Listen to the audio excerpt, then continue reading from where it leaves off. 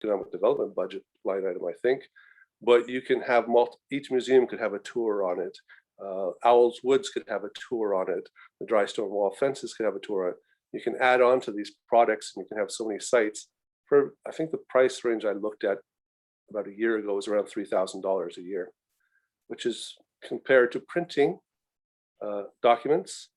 I think that's a good way if people think they would engage in using that technology. I'm old-fashioned. I like having something tangible in my hand, which I can look, see, and take home and add to my library. So.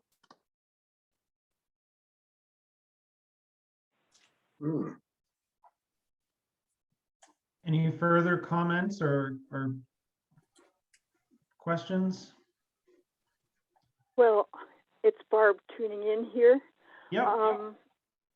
Yeah, Gus's last set of comments starts my brain going off in a number of directions. One, I'd already been thinking that we should turn this brochure into something that people on their mobile phone could walk around town and not, and do the tour that way. So I'm sort of linking in with that. My other general question is, there are two of them. But the first one was, how is this going to be distributed? I find it, looking at the price per copy, let's say, of looking at the KPP, which is the much higher of the other. But, I wonder, we just give these away at their $2,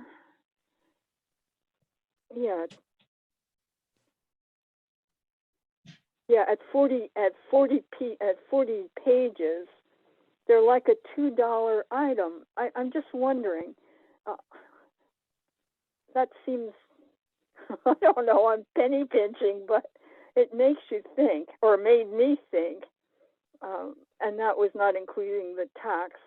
So just in general, just that whole question,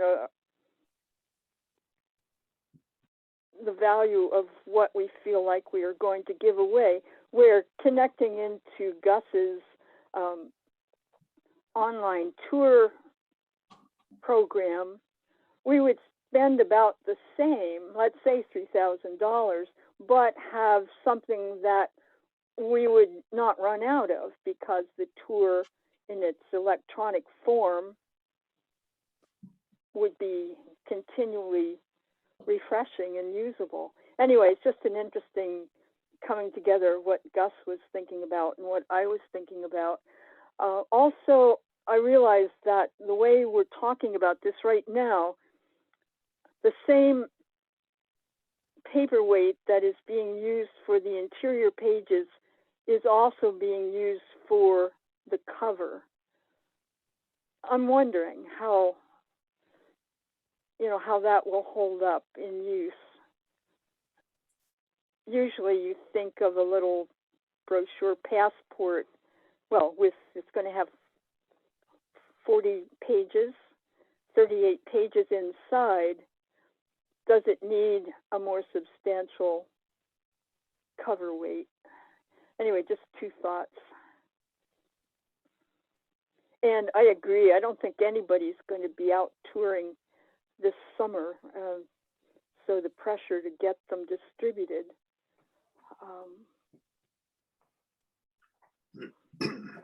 I would relax.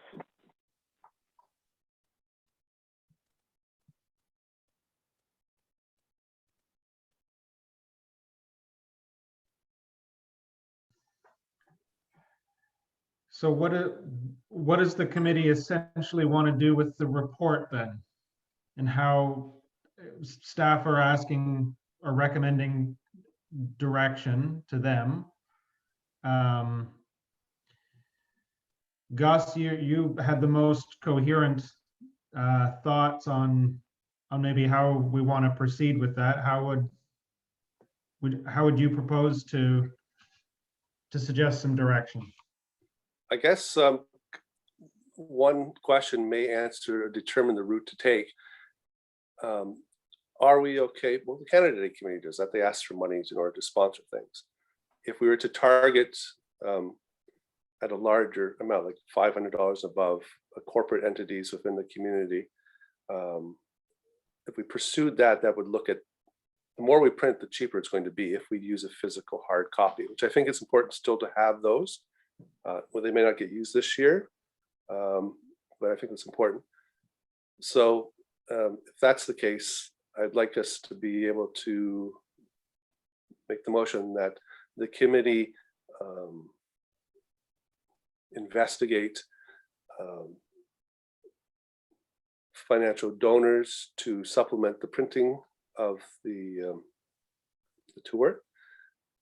The second part, that the committee investigate the cost of having a permanent online tour available, which could also be adapted for multiple tours, Amherst Island, the rural countryside, and also could facilitate museum collections and the like, and stuff that's in our natural environment, such as owls, woods on the island.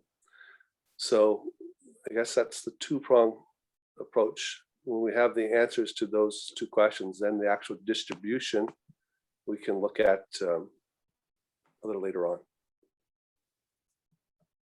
Because there is some merit to what Barb was saying at the cost thing. Do you charge something? A lot of small museums, they have them open for, there's free admission. What happens with people that are more seasoned tourists, usually if something's free, then it's not worth seeing. That's the mindset. Or if I have to pay, there must be something behind those doors that I'm worthwhile, it's worthwhile paying for. So I don't know if the same thing, but then you get into an administration thing. If these are distributed beyond our own municipal museums, how do you collect that? How do you monitor it? Is there an honor system? Is there a donation jar, whatever? So it gets more complex in that regard. Did that make sense? I think so. Jennifer, Andrea, any comments on where the direction is suggested at this point? So I guess for right now, the direction seems to be that we're going to do a bit of research on supplementing costs with donors and kind of looking at other options outside of just the hard copies. And we're still not done with the actual physical design of the brochure. So I guess for this is just to continue on as we have been and continue working on. And not feel as much pressure. Yeah. Poor Jennifer, she's pushing us and prodding us, and we kept saying, no, no, no. Not yet. Not yet. Lots more to do. We're almost done. Yep. Okay, so I would suggest that, so I think staff have the direction as far as what research could be done to come back. In terms of procedure with what we do with this report right now, I would suggest that it is received for information and that staff follow up with the direction as articulated by Gus. Is that fair? Yes, Yeah. it's good. Okay. Well, I'll suggest that Gus makes that motion. Barb, if you're all right with that, Yeah. you can second. Yep, great, thank you. All right. I'll call the question. All those in favor, raise a hand. Motion is carried. Great. Okay, 7.4 monthly update. All right, last report. So just a bit of highlights of what I've been doing for the past, well, couple of months, not monthly anymore, but administrative tasks. I sent out the letters regarding information for the designated property grant program. A couple of you might have received yours.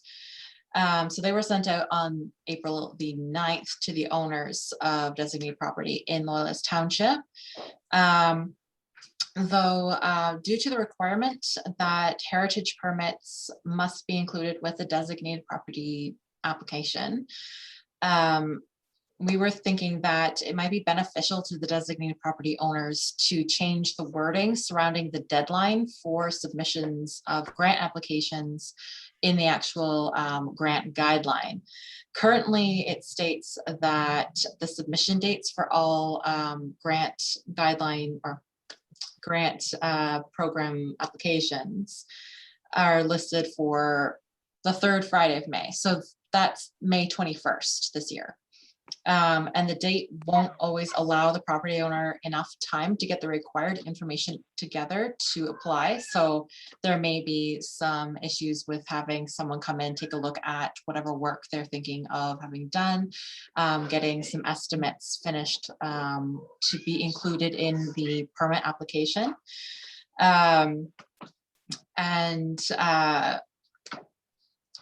Sorry, the wording's a bit juggled in this one.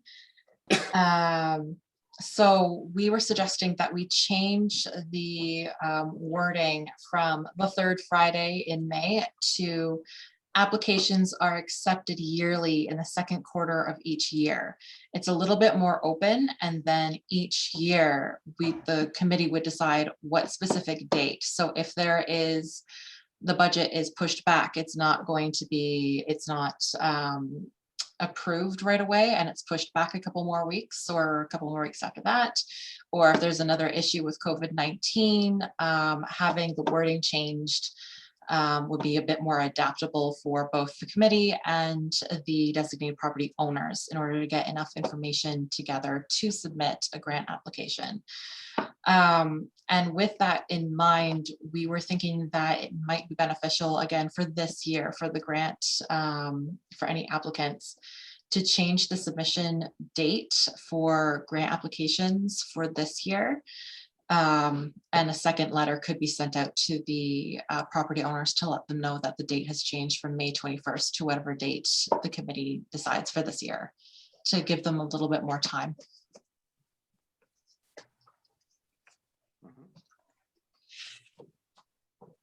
Gus? I agree with your suggestion about the wording in the sense of second quarter, allowing some flexibility. Year to year, we seem to have a problem with the date jostling around for whatever reason. Anybody trying to get a quote, unless you had this in your mindset last year, it might be virtually impossible to get the people you need to do the quote or to come out to do the work, or what you thought you could afford last year, given the cost of wood, for example, may virtually be impossible unless you have deep pockets this year. Yeah. And allow people the flexibility to deal with it. And maybe it's worthwhile, we've adopted a policy of once you're approved, you have 2 years. If COVID extends into the start of next year, hopefully not to the degree it is now, that council allows the flexibility to extend that time frame for people, so we don't lose the funding. Which leads me, sorry, to a question. The Anglican Church said they're not going to be able to follow through with the stained glass windows. If that funding was earmarked before, will that come forward into our budget this year? Unfortunately, no. If it's not used, it goes away, just in a puff of smoke. Okay, worth a try. So are we good with the wording to have applications are accepted yearly in the second quarter? Yes, I like that. And then are we good with my sending out another letter to the homeowners to extend the date Yep. for this year? Do we have a date in mind?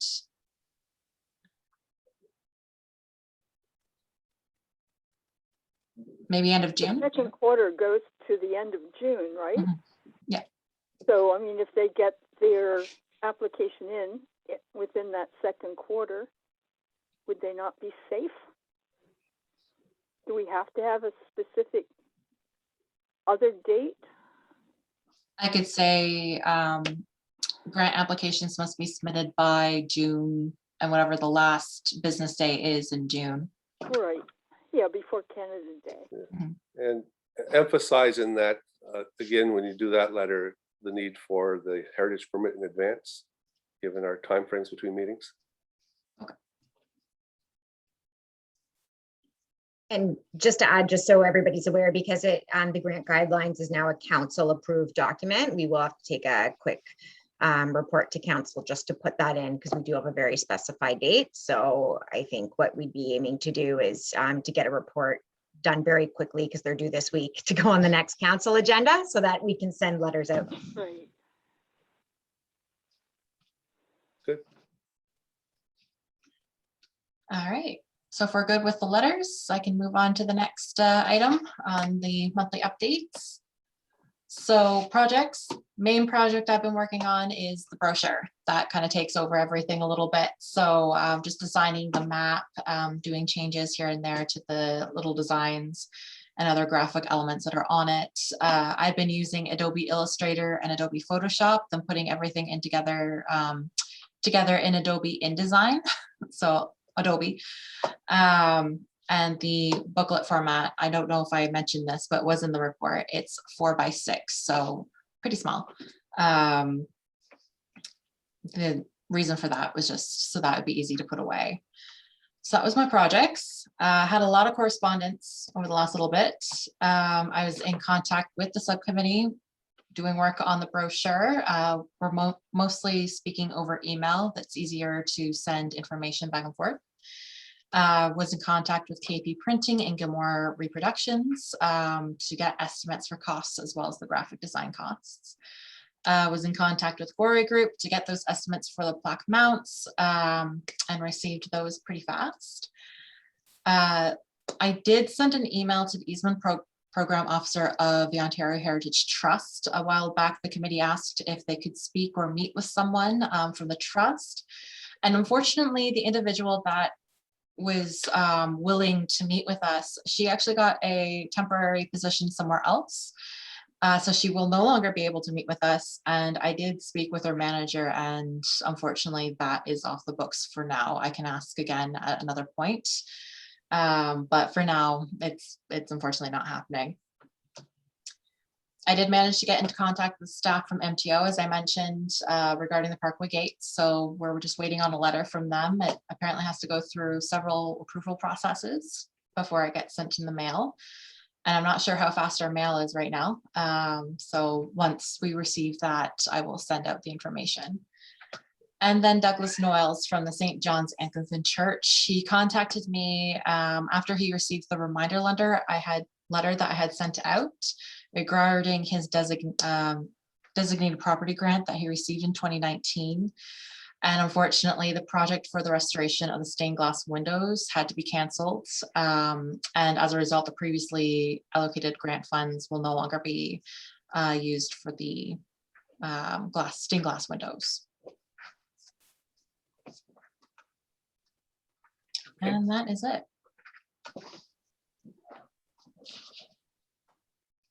Yeah. Was there an indication that the cancellation was due to COVID, or was it because of financial resources? Financial resources due to COVID. And well, one of the other issues is the gentleman who owned the business that they would have do the stained glass work. He lost his job because of COVID-19. Like, the business is gone, and that's been happening across the country, unfortunately. So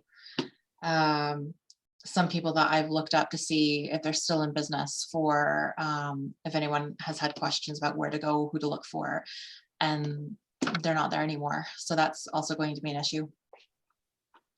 Which sort of brings me back to a point made earlier about maybe in the management circle there, you can ask about, due to the precarious nature of what we're dealing with COVID and how it impacts those types of businesses and craftsmen, people, and they can't go physically to site, and then product costs gone up so dramatically. If there might be flexibility to say, we extend the period of time in which people have to get the work done. I don't know. Like, I know it was 2 years, to me was reasonable before, but due to the special circumstances, if that could be looked at. I think of the example of the church windows. Had there been someone to do the job, if the reason was because of COVID and not being able to fundraise because of COVID, to me that would merit a look at saying, okay, we should extend that at least another year. if we could. So Mhm. should that be investigated to see if, because this might be a problem going forward for us with anybody who's looking at work done. Yeah, we can definitely look into that. Okay, thank you. Mhm. Makes sense, Gus.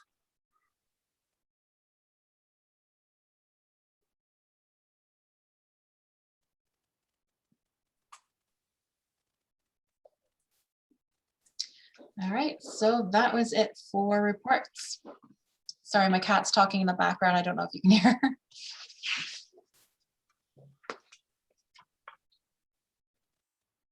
Are there any further questions for Jennifer's report on the monthly update? Could I get a motion then to receive Jennifer's report for information?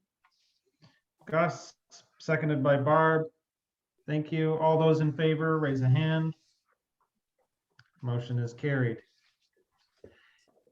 And that brings us to correspondence, which there isn't any, I'm gathering. Any announcements or inquiries? Oh, Andrea. Sorry, I was just going to say, just in terms of correspondence, that we just received an email from Ron Andrew addressing that he is going to be resigning from the committee. So I believe that was sent to everybody. I'm not sure, but just wanted to raise that. And if there was a motion to, or maybe we want to do to receive that resignation as well. All right. Could I actually haven't checked that email. Has everybody else received that? Yes, I do. Okay, all right. Well, then we might as well then. Could I get a motion to that effect then to accept the resignation? Michael, would you move that? I will. Okay, Gus, second. All right. All those in favor, raise a hand. Okay, motion is carried. Any announcements or inquiries from any members? Yes, I have two Go ahead, things. Barb. Yeah, one, I will say that Fairfield House will be getting a Canada Summer Jobs grant for 2 students, and we have permission through Hillary from the township to work at the house as we did last year on behind the scenes collection management. And also we did make a couple of informational videos, and I think we'll continue with that. So that's my news for Fairfield House. Later, I'm probably starting mid-June. The second thing is, I think we as a committee should look carefully back into our statement of purpose with regard to how this heritage, culture, and tourism division will be operating. Our efforts over the years has been not only these heritage designations, heritage grants, but we have also been nurturing the heritage culture hyphen appreciation within the township. And I think when we had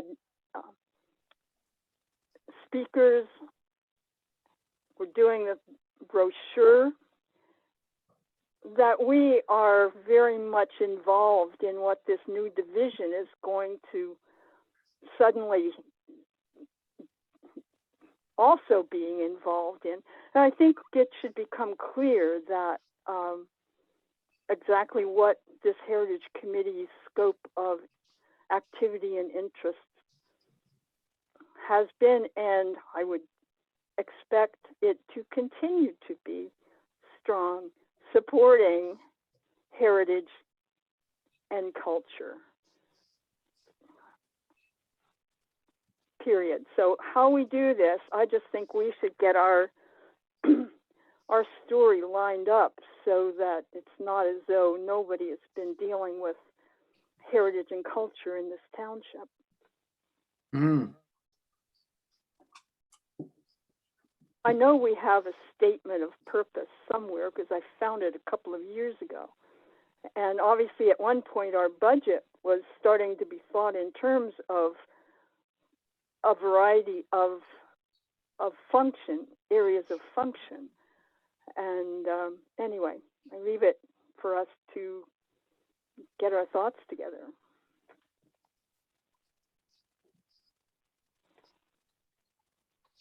Thank you, Barb. I will, as I say, the new manager isn't even installed yet, but when they are, I can imagine that that more details about the organization of that division will probably be coming forward to council. But in the meantime, I can, I'll take it upon myself to email the Director of Community and Customer Services to indicate that the committee is very interested in playing potentially an expanded and definitely active role in supporting that new division. If members are content for me to do that, Yes. I'll do that. And if you don't mind, I'd also ask that you ask that division to support our committee. Of course. And its activities and its knowledge base, to be blunt. Yep, of course. Any other announcements or inquiries? Oh, Gus, go ahead. Just an observation. The first building we put on the register for the township when the register was in its infancy was the Beulah Church near the floating bridge. Yeah, right. And it has now been, it came to this committee in regards to the roof, whether it was being demolished or not. And then the rest of the design of the building, although it's not designated, was not sort of addressed. And although the building is in situ, the building is no longer the building that was once there from an aesthetic point of view. And it shows the risk we have if we're not going the full extent to protecting built heritage, that the attributes of the building, in this case, the Gothic revival arched windows are gone, replaced with a modern sort of cube design in which the fenestration is not even in a context referring to a historical element. It's a modern design. And so we're left with a final product that has no resemblance whatsoever to what was once there, other than the footprint of the building. And I've heard feedback from a few people saying, well, why didn't you do anything about it? Our problem comes down to education, in particular education of members of council, as well as to what heritage really means. There's this misconception out there about it being a sort of an authoritative dictatorship telling people what to do all the time, which is not the case. It's not how we operate. There's a process that involves engagement with the property owner. And we have to work harder at that education process, because the Beulah Church wasn't a fantastic architectural gem, but it was a landmark that was distinctive along Highway 33, which denoted where you were within our community, and that's now lost. So I think that needs to be given some serious consideration.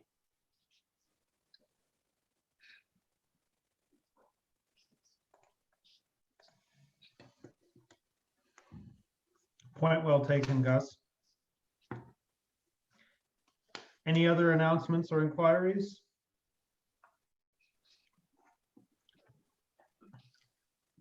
Seeing none, we should be coming to our next dates. Is that correct, Jennifer?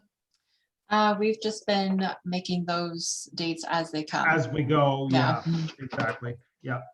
Okay, in that case, I'll go for a motion for adjournment. I'll say Barb moves that one. Two. Michael can second that one. All those in favor? Motion is carried. Thank you, everybody, for all your hard work. Thank you. Thank you very much. well. Excellent meeting. Yeah, Thank you. We'll see everybody next time. Bye. Thanks, everybody. Have a great week. Bye.